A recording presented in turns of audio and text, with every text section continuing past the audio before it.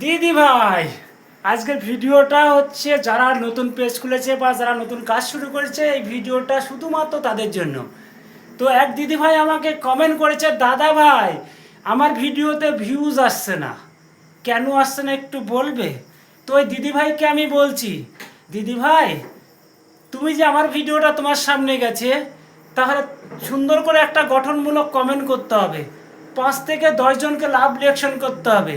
তাছাড়াও আরও একটা টিপস, আরও যারা নতুন ভিডিও করছে তাদের ভিডিও যখন তোমার সামনে আসে, তাদেরকে সুন্দর করে একটা গঠনমূলক কমেন্ট করতে হবে, 5 জনকে লাভ রিঅ্যাকশন করতে হবে, তাহলে তোমার পরিবারে হেসে যুক্ত হবে, তাহলে সেই পরিবার ধরে তাকে তুমি ভালোবাসা দিতে পারবে।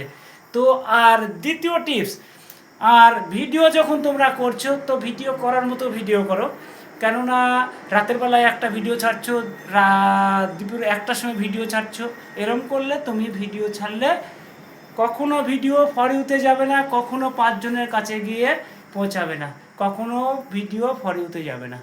কেন?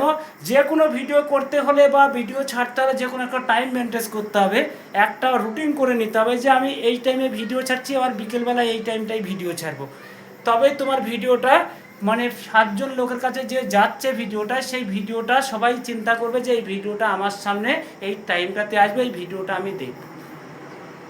ঠিক আছে, এটাই হচ্ছে।